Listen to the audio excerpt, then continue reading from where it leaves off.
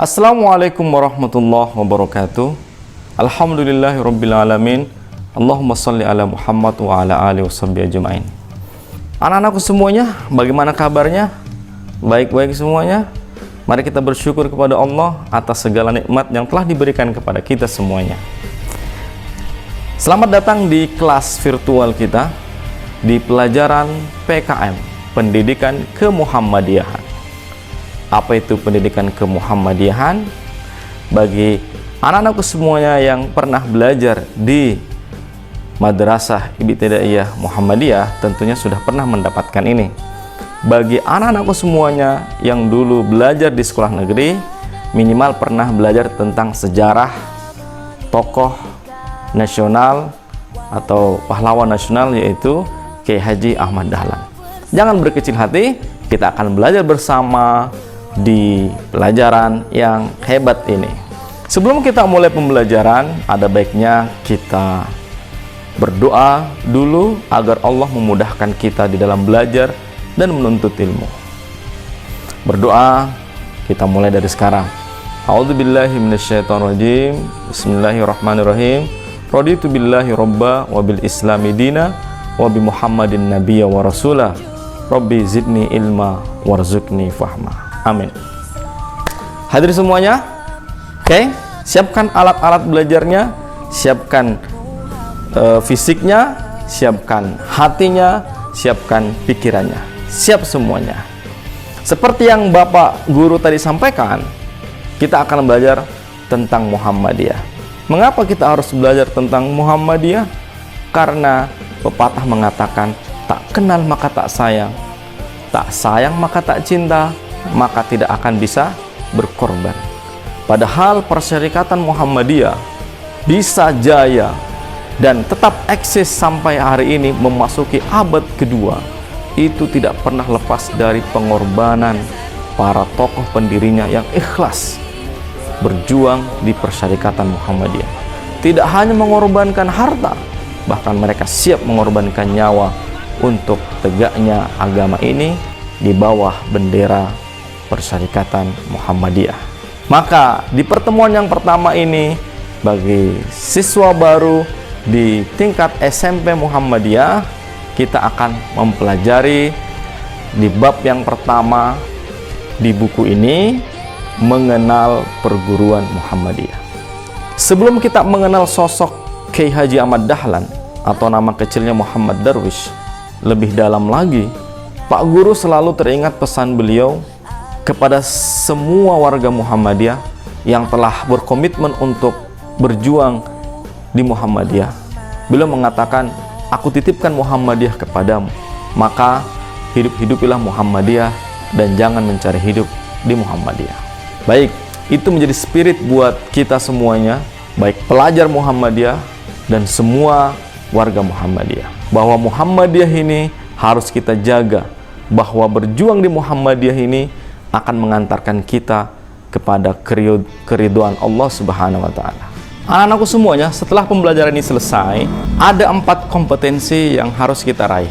Yang pertama, mensyukuri perkembangan dan keberadaan perguruan Muhammadiyah dengan mentaati tata tertib di Muhammadiyah dan ikut terlibat aktif di sekolah Muhammadiyah. Yang kedua, menunjukkan sikap rasa memiliki Muhammadiyah dengan menjaga kebersihan lingkungan dan menjaga fasilitas sekolah yang dimiliki perguruan Muhammadiyah.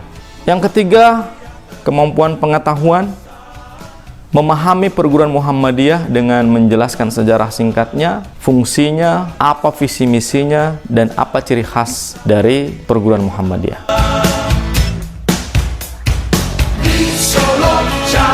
Sebelum kita mengenal lebih dekat apa itu perguruan Muhammadiyah, tentunya berdirinya perguruan Muhammadiyah tidak pernah lepas dari sosok sang pendiri, yaitu Kiai Haji Ahmad Dahlan. Sejak kecil, Muhammad Darwish atau Kiai Haji Ahmad Dahlan sudah menunjukkan sosok anak yang cerdas, anak yang ulet belajar, anak yang memiliki kreativitas dan inovasi, pencerahan dan pembaharuan. Itu ditunjukkan dengan beliau memiliki banyak guru untuk belajar. Di samping itu juga beliau menuntut ilmu tidak tanggung-tanggung, jauh meninggalkan negerinya, yaitu belajar di negeri Arab pada saat itu. Tentu berbeda dengan zaman kita. Pada zaman dulu ke Arab menggunakan alat transportasi yang masih sederhana, membutuhkan waktu yang berbulan-bulan untuk sampai di sana. Tetapi itu semuanya dilakukan oleh Kiai Haji Ahmad Dahlan untuk menuntut ilmu. Semakin penasaran dengan sosok Kiai Ahmad Dahlan kan? Nah, nanti kita akan bahas di bab selanjutnya. Tapi untuk mengurangi penasaran kita kepada sosok beliau, mungkin sekelumit film ini bisa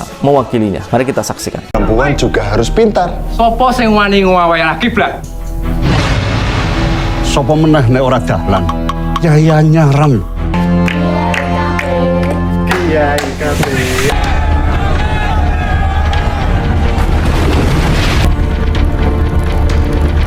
Ojo meneng wae kaya ngono kuwi, Dahlan. Orang hijrah bayi. Semoga tongkat ini kelak akan menjadi bedil yang berguna untuk melawan. Allahu Akbar.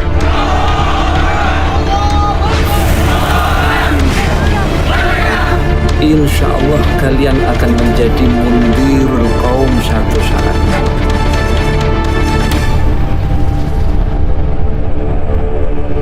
Sudah dilihat semuanya? Memang sosok Kiai Haji Ahmad Dahlan memiliki karisma yang tinggi yang harus diwarisi kepada generasi-generasi pelanjutnya, termasuk kita para pelajar Muhammadiyah. Setelah pulang dari Mekah, belajar di sana, Kiai Haji Ahmad Dahlan kemudian mulai mengajar di Kauman, di beberapa tempat. Namun beliau tidak puas dengan sistem pendidikan yang ada pada zaman itu, yang tidak memuaskan bagi agama Islam. Kegelisahan beliau ini kemudian mengantarkan Kiai Haji Ahmad Dahlan untuk mendirikan sekolah yang berbeda dari sekolah pada zaman itu. Ada dua sistem pendidikan yang ada pada saat itu yang Kiai Haji Ahmad Dahlan merasa tidak memuaskan. Yang pertama adalah sistem pondok pesantren tradisional. Pada umumnya, pondok pesantren tradisional memiliki beberapa ciri. Yang pertama, sistem pendidikannya tidak mengenal kelas. Yang kedua, lulus dan tidak lulusnya seorang santri ditentukan oleh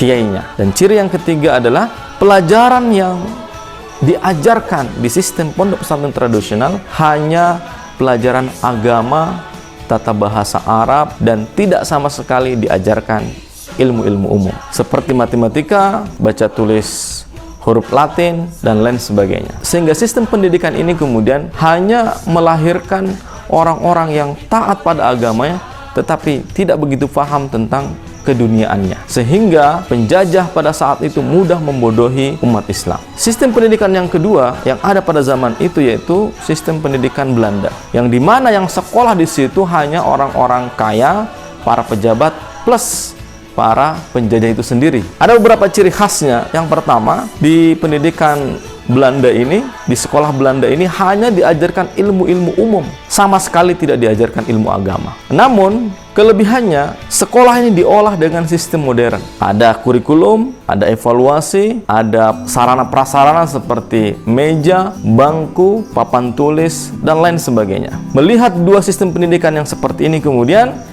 Kiai Haji Ahmad Dahlan melakukan terobosan baru, membuat sistem pendidikan atau perguruan yang bisa mengakomodasi dua sistem tadi. Maka lahirlah perguruan Muhammadiyah yang diinisiasi oleh Kiai Haji Ahmad Dahlan pada tanggal 1 Desember 1911. Awalnya beliau menggunakan rumah beliau sebagai sekolahan, mengumpulkan anak-anak belajar di ruang tamunya. Apa yang diajarkan? Ada dua yang diajarkan. Yang pertama adalah ilmu-ilmu agama, dan yang kedua adalah ilmu-ilmu umum. Kemudian sekolah ini dikelola dengan cara yang modern, dengan menyiapkan fasilitas seperti meja, bangku, dan papan tulis. Sehingga keunggulan perguruan Muhammadiyah ini dikagumi, disupport, didukung oleh masyarakat di Kauman pada saat itu. Sehingga orang kemudian bahu-membahu mendukung Kiai Haji Ahmad Dahlan untuk mendirikan sekolah. Sehingga kemudian perguruan Muhammadiyah berkembang tidak hanya di Kauman, tetapi di beberapa daerah. Kemudian berkembanglah Muhammadiyah di luar Yogyakarta, sampai kemudian Sumatera, Sulawesi, dan seluruh Indonesia yang kita saksikan pada hari ini. Berapa sih perguruan yang dimiliki oleh Muhammadiyah?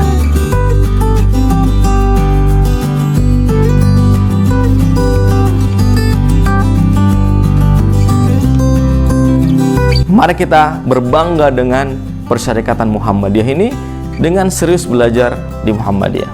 Anak-anakku semuanya yang berbahagia, itu tadi sekelumit sejarah berdirinya perguruan Muhammadiyah. Nah, sekarang kita akan menelaah lebih lanjut lagi apa sih fungsi dari pendidikan Muhammadiyah itu sendiri. Setidaknya perguruan Muhammadiyah memiliki 4 fungsi. Yang pertama adalah fungsi pendidikan.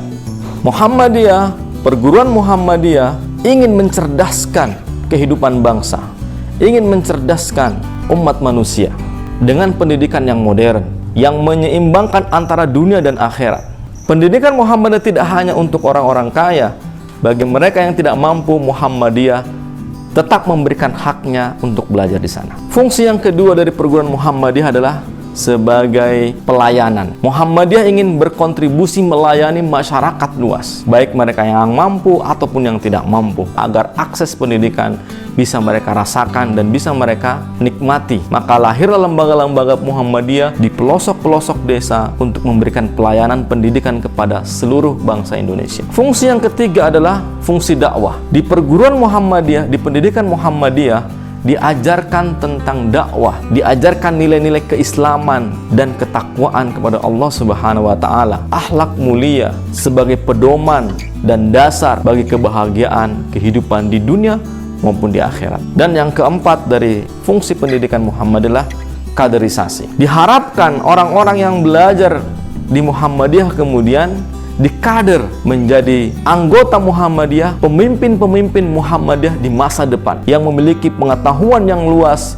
loyalitas yang tinggi, dan keimanan yang kuat. Jadi 4 ini adalah fungsi dari perguruan Muhammadiyah. Anak-anakku semuanya, kita sekarang akan melihat secara lebih dekat apa sih sebenarnya visi dan misi Muhammadiyah. Nah, apa itu visi, anak-anakku semuanya? Sudah pernah mendengar kata visi? Visi adalah penglihatan ke depan, pandangan ke depan, atau sebuah impian dan cita-cita yang akan diraih. Bisa juga visi diartikan tujuan dan gambaran masa depan yang akan diraih. Jadi perguruan Muhammadiyah sudah menetapkan visinya, yaitu terbentuknya manusia pembelajar yang bertakwa, berakhlak mulia, berkemajuan dan unggul dalam ilmu pengetahuan, teknologi, dan seni, atau yang biasa dikenal dengan ipteks, sebagai perwujudan tajdid dan dakwah amar ma'ruf nahi munkar. Jadi ada 3 intinya. Yang pertama adalah pembelajar yang bertakwa, yang kedua berakhlak mulia, yang ketiga unggul dalam ipteks, ilmu pengetahuan dan teknologi serta seni. Sementara misi Muhammadiyah, apa misi Muhammadiyah? Ayo. Misi bisa diartikan sebagai langkah-langkah yang akan ditempuh untuk mewujudkan visi tadi. Lalu apa misi Muhammadiyah? Yang pertama, mendidik manusia memiliki kesadaran bertuhan, tidak anti Tuhan atau ateis yang tidak meyakini adanya Tuhan. Yang kedua, membentuk manusia berkemajuan yang memiliki semangat perubahan, berpikir cerdas dan berwawasan luas.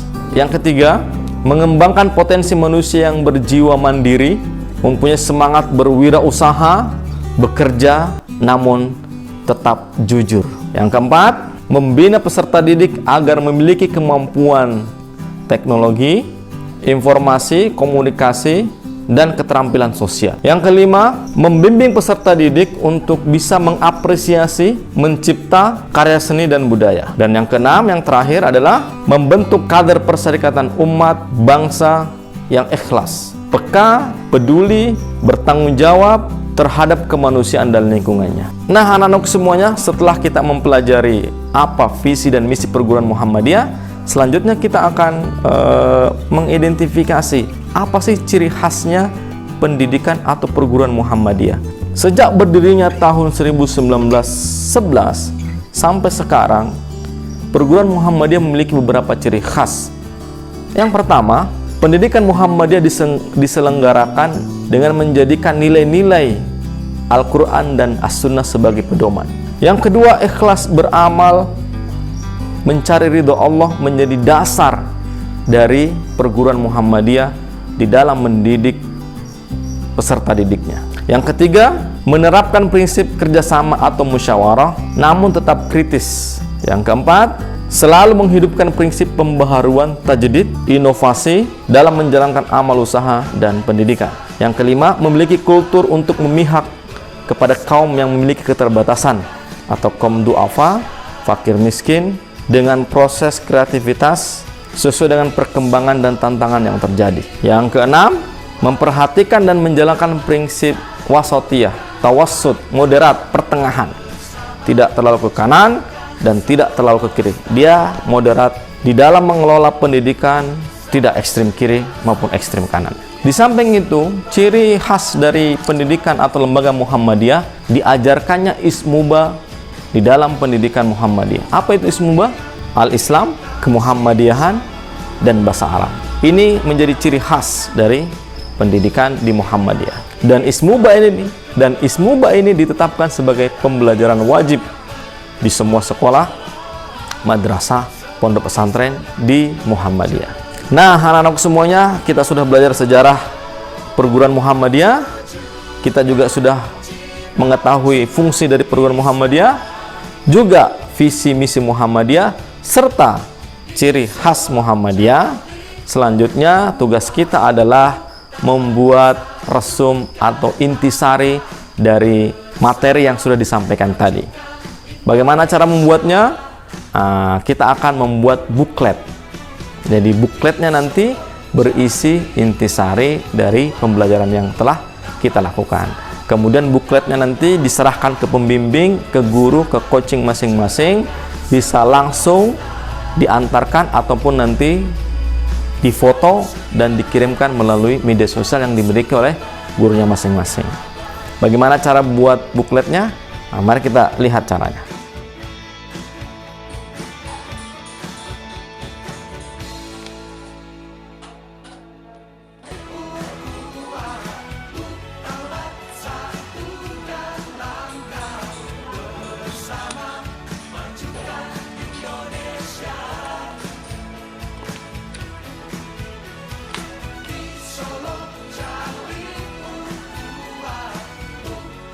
Nah, sudah seperti tadi caranya, dan seperti itu yang kita akan lakukan nanti, dan akan menjadi penilaian dari Bapak Guru maupun pembimbingnya masing-masing.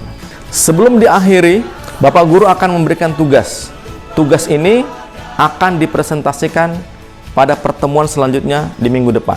Apa tugasnya? Melakukan wawancara dengan amal usaha Muhammadiyah atau sekolah Muhammadiyah yang ada di pimpinan ranting atau pimpinan cabang di daerah masing-masing, baik itu sekolah TK, SD atau MI atau SMP, MTS Muhammadiyah, Pondok Pesantren Muhammadiyah, atau Panti Asuhan Muhammadiyah, SMK, SMA Muhammadiyah. Cari satu, lakukan wawancara dengan pengurusnya atau kepala sekolahnya. Jika tidak bisa bertemu langsung karena wabah COVID, maka bisa dilakukan dengan cara menggunakan media sosial, WA ataupun media yang lainnya. Apa isi wawancaranya? Pertama, tulislah sejarah kapan berdirinya pendidikan di tempat itu. Kemudian tokoh pendirinya siapa saja. Yang ketiga, bagaimana perkembangan sekolah tersebut dari awal sampai sekarang. Dan yang keempat, apa tantangannya sekolah yang anak-anak semuanya wawancara itu. Kemudian hasil wawancaranya ditulis dan dipresentasikan. Pertemuan selanjutnya, hasil presentasinya dan hasil karya tulisnya itu nanti akan diserahkan kepada gurunya dan akan dinilai. Semoga bermanfaat dan semakin menguatkan kita di dalam bermuhammadiyah dan belajar di sekolah Muhammadiyah. Mari kita bangga dengan Perserikatan Muhammadiyah dan kita bangga sebagai pelajar Muhammadiyah. Muhammadiyah Jaya. Sekian dan terima kasih, semoga bermanfaat. Ketemu lagi di minggu depan dengan semangat yang baru. Nasrun minallah wa fathun qarib. Assalamualaikum warahmatullahi wabarakatuh.